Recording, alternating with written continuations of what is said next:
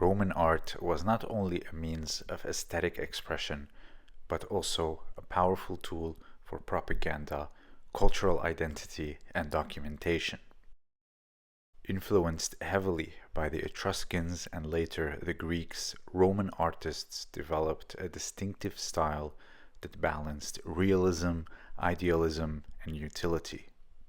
Roman art spans a variety of media: sculpture, painting, architecture, and decorative arts, and each form reflects the values and the priorities of Roman society. Roman sculpture is perhaps best known for its striking realism, especially in portraiture. Unlike the idealized images of gods and athletes favored by the Greeks, Roman sculptures aimed to capture the true likeness of individuals. This style is evident in portrait busts from the Republican period, where aged senators were depicted with wrinkles, sagging skin, and stern expressions to emphasize their wisdom and experience. One famous example is the bust of Roman patrician now housed in the Palazzo Torlonia. However, the Romans also adopted Greek idealism, particularly for imperial propaganda. Emperors were often shown with idealized, godlike features to associate themselves with divine authority. The Augustus of Prima Porta statue is a perfect example.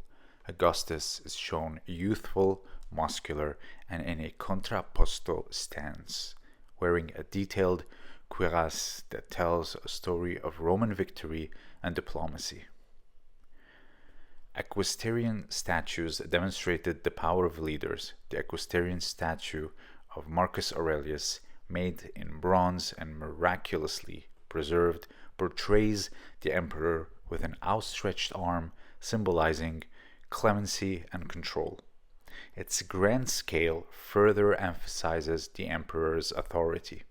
Most Roman painting survives in the form of frescoes found in private homes, especially in the preserved cities of Pompeii and Herculaneum, which were buried by the eruption of Mount Vesuvius in 79 CE. Roman wall paintings are characterized into four styles by art historian Auguste Mau. First style is incrustation, mimicked the appearance of marble slabs using painted stucco. Second style is architectural, used perspective to create imaginary architecture and landscapes, like in the villa of Phanios Sinistor of Boscoreale. Third style is ornate, favored delicate designs and solid color backgrounds seen in the house of the fruit orchard. Fourth style is intricate, combined elements of earlier styles, often featuring mythological vignettes and ornamental motif. An example of mythological narrative in fresco is the punishment of Ixon from the house of the Vetti, which uses vibrant color and dramatic composition to captivate viewers. Architecture was a major form of artistic expression in Rome, used to demonstrate imperial power and engineering mastery. Romans adopted the Greeks' orders but expanded them with the arch, vault, dome, and concrete. The Colosseum in Rome could hold up to 50,000 spectators and featured tiered seatings, underground chambers, and retractable awnings.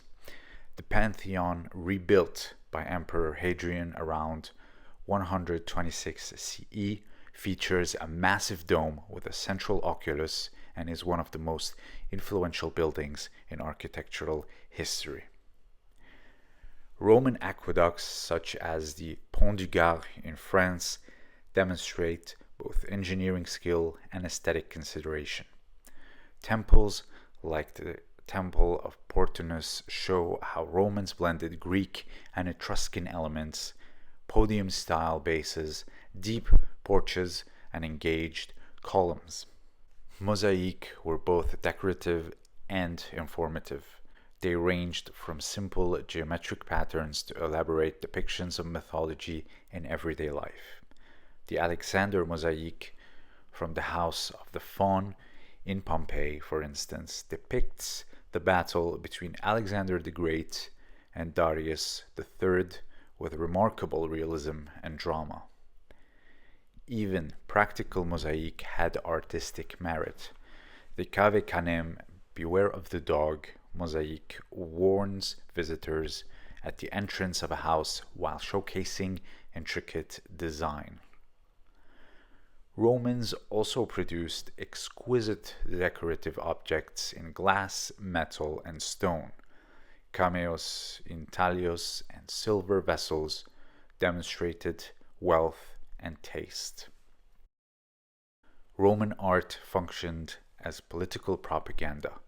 Triumphal arches like the Arch of Titus and the Arch of Constantine featured relief sculptures depicting divine favor and military victories. The friezes on Trajan column narrate the emperor's Dacian campaigns in spiraling scenes of war, engineering, and diplomacy.